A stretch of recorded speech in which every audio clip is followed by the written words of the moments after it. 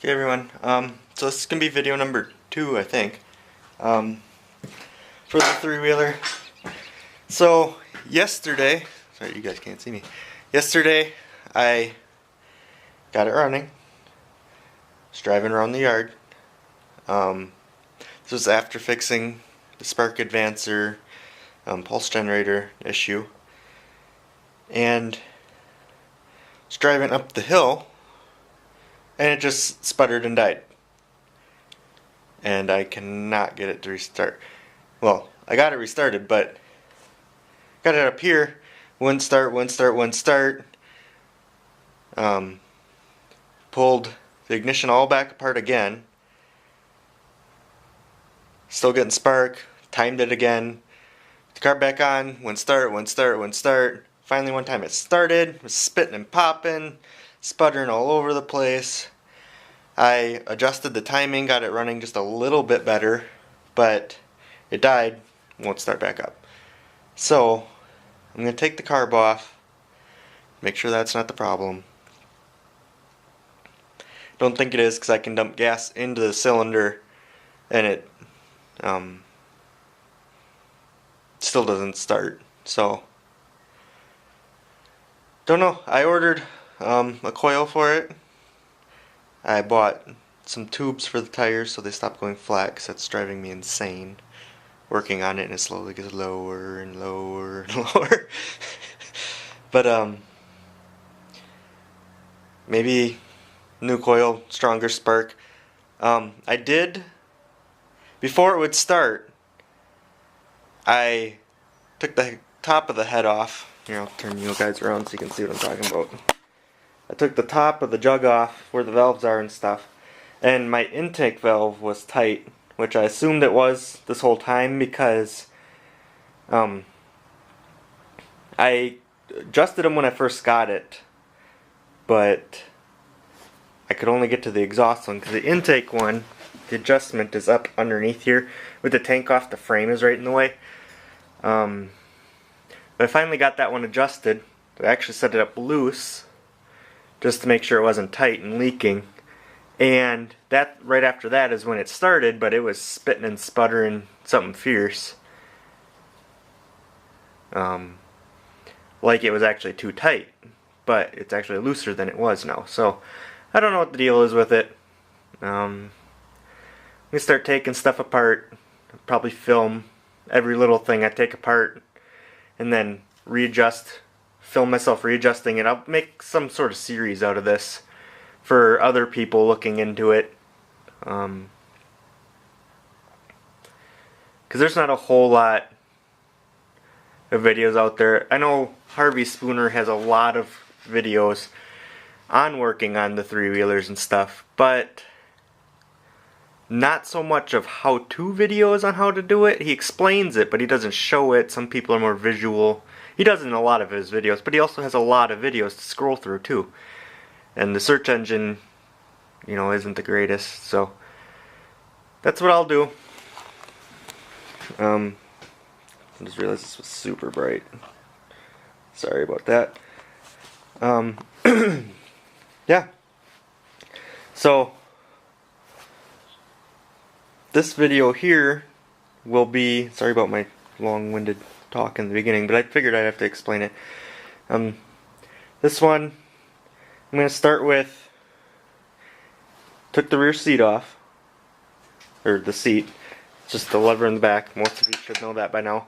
The tank, it's the one bolt there. Take the fuel line off, it'll slide up and over, and then I'm going to reset, move the three-wheeler back out here where the tractor usually is parked, and I'll start tearing into taking the air filter and everything off so I can get to the carb.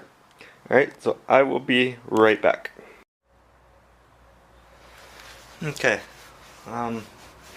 so for the air box, I'm going to start with just the air filter. It's just this one screw here.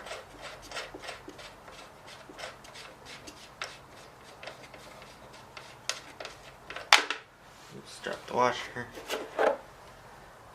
The air filter should just pull off.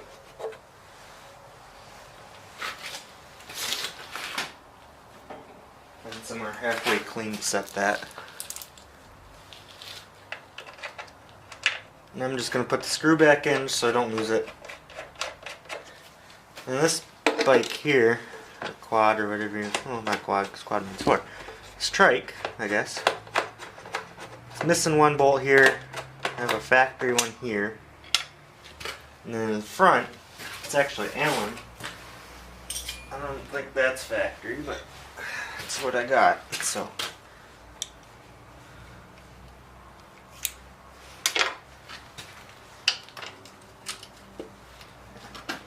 Had this off a few times, so none of this is super tight.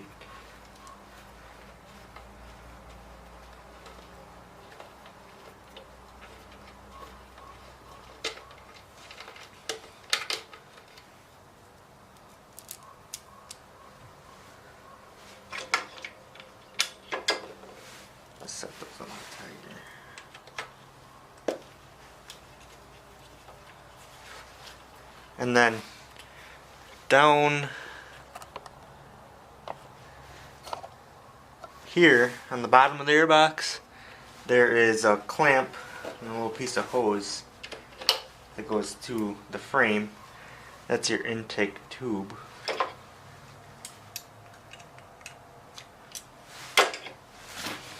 You should be able to just loosen that up. Slide it off.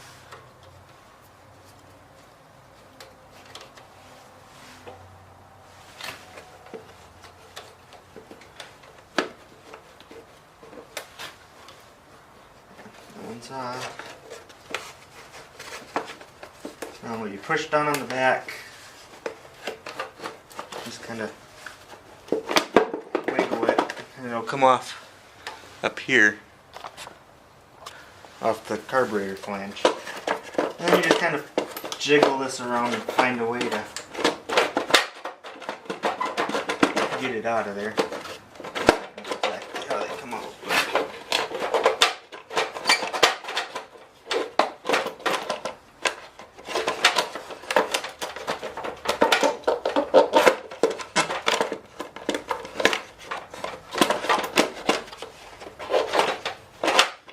I'm just going to leave that there for now until I can figure it out. It's out of the way. Okay, next, you're going to want to, up here,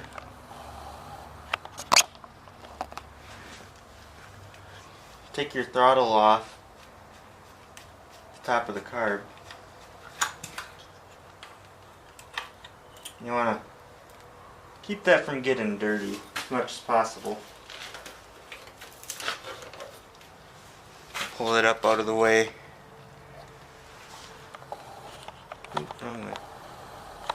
Just pull the cable looser up here. Pull a loop in it and it pulls it up out of the way. Fuel line should be short already.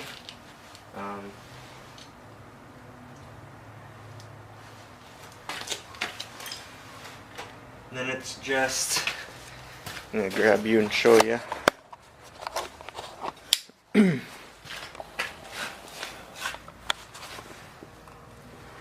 Down here on the carb, there's one bolt on this side. You can see it right here. The other one right there. You loosen them off and the carb should pop right off.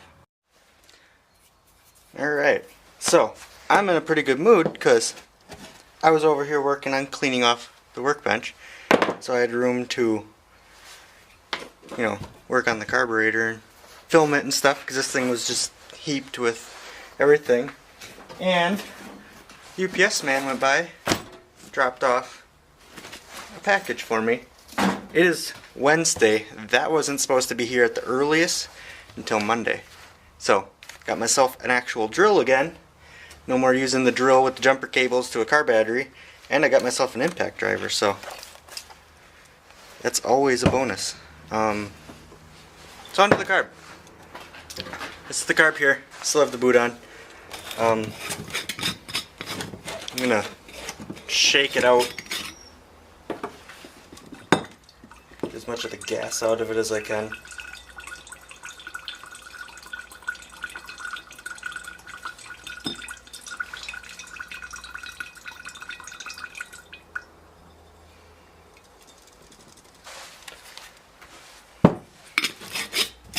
Always put the cap back on in case of a fire.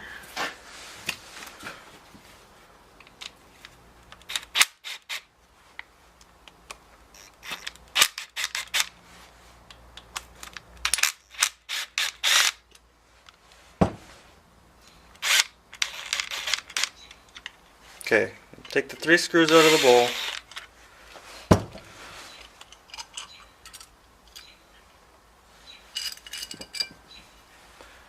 The bowl looks pretty good. There's not any goop or anything in it. Let's see if I can find a light. So I can see this is going to be an issue.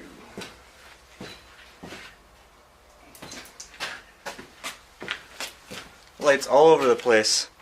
This $7 little impulse buy light is what I always resort to. So you can see, it's fairly clean. Which is not what I am hoping. This is the bottom of the carb. Focus. Let's see if we can block that out. There.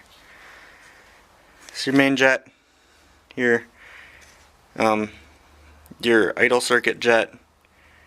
This is an adjuster for, if I remember right, the main? No, that's got to be for idle circuit, because the main you adjust on the slider with the needle on this, and then change jetting size. So what you want to do, you take the pin out, whichever way you can get a hold of it. There we go. The float, this being an aftermarket carb, it's all pretty nice yet. Grab yourself a flathead screwdriver, clean one.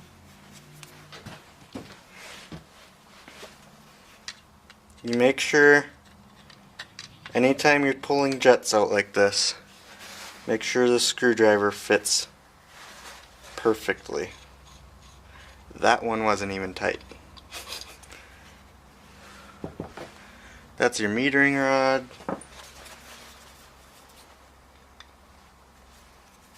That one wasn't tight either.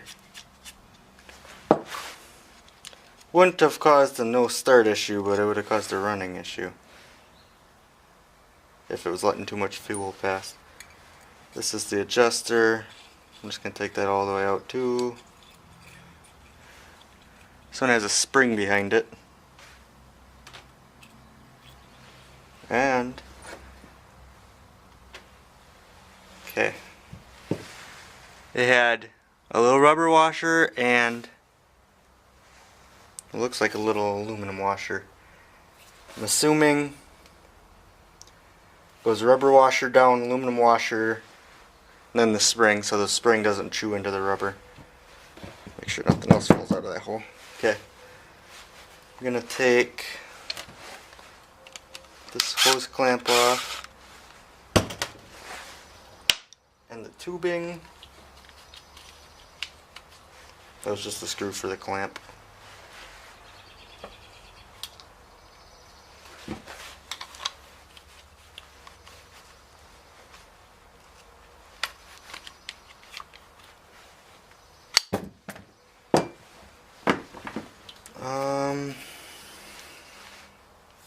I think that's everything I can get off. Well, I'll pull the fuel line off.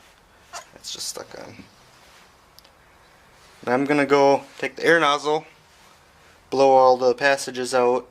I can already see that they are all fairly clean. So, not a lot of hope that this was dirty and that's what was causing the running problem. So, I'll be right back. Okay, carbs all blown out, put back together. Just gotta put the float on. This adjuster here, it's the one you can see with the bolt off. I put 2 turns out. That just seems to be good for just about everything, just for an initial. And now I'm just putting the float back on. I didn't see any debris or anything inside this carb, which isn't promising for this engine, but I mean, it is what it is. Float level on these, usually if you just look, you usually want it level with, you know, the flange on most things like lawnmowers and stuff like that. With these being off-road vehicle, I usually run them just a tad higher, like this one is from the factory. Just because that way when you get on the more angles and stuff, just it'll go to a little bit further of an angle. The jets in this, in case anybody watching actually knows what they're supposed to be, the small one down here, oop, you guys can't see, small one down here, looks like a M or a star shape or something like that, but it's a 38. The other bigger one, this same star shape, and it looks like a 98. They weren't stamped very well, only the top half of the numbers. But if anybody knows if that's proper for these, could you let me know? Forgot to clean this out. I'm gonna clean this real quick, put it all back together. I'm gonna put it back on the bike and see if it made a difference. Okay, carbs back in. Since I've been having the issues with this, what I'm gonna do, this needle here, it's on your slide assembly, meters the fuel as you hit the throttle and stuff. It's adjustable. What you gotta do, it's been a while since I've done this one, you pull the spring all the way up, you give yourself, here, I'll try it this way, there, so you can kick the wire out, slide it down till it lines up with the hole. You can pull the wire and the spring off, just set that so you don't lose it. And down inside there is a little, I don't know if you guys can see that, but I'll show you when I get it out. You just push up on the needle, you got a little slide lock thing, and then you got a little E-clip on the needle.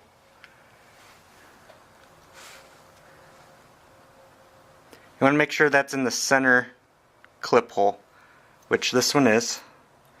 So I'm going to slide that back down, put the keeper back in, you just push that down in there.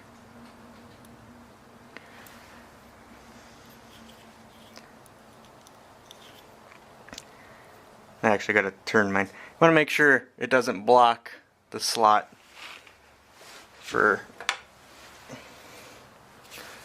I'll just push it back out, for the cable. So if you put it at a,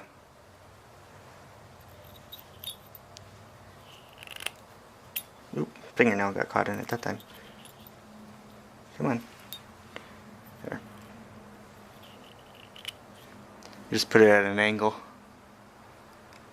And you can get that back in. And then your spring.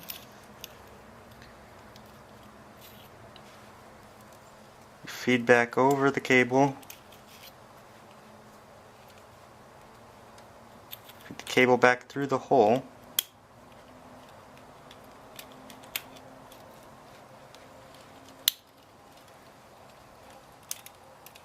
And back into its little resting spot. Okay, then you slide back in, make sure the short side with the angle is towards, oop, did I show it to you? Short side with the angle, the flat spot is towards your idle adjust screw on the carb. Otherwise it'll stick at wide open. And if you do get it to start, well, it'll be at wide open. And there will be nothing you can do about it besides shut it off.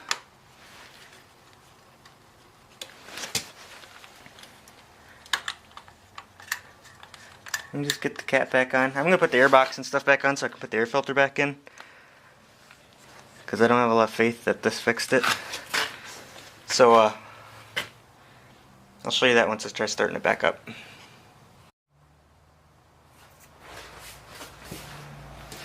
Okay, now I went ahead, installed the gas tank, with the fuel lines back up, let the carb bowl fill back up. It's been a minute or two. Switch is on. And give it a couple pulls, see what happens. Because I don't have a lot of faith that that fixed it, but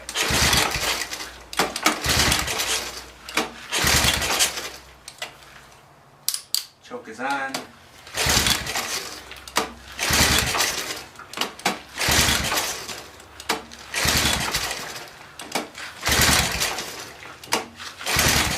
Yeah, she should start up. Okay, so the next thing I'm going to go through is the entire ignition system for you guys. Just to show you guys what that entails, so I can make sure it's set up properly. Any of you guys watching spot anything I'm doing wrong that could be causing it to not start anytime you want it to, let me know. Gone through it all once or twice, 3-4 times already. Like I said, it used to start just fine when I first got it, and then it got harder and harder to start, but it started when you push it like another four-wheeler or something. Yesterday I rode it around and it just died. Today, nothing. It did spit and sputter a lot more while running, like it was really breaking up after loosening the intake valve some. So I don't know what's up with it. Maybe I just need to completely rebuild it and cross my fingers, but that's that. Thanks for watching. Stay tuned for other videos if you're watching this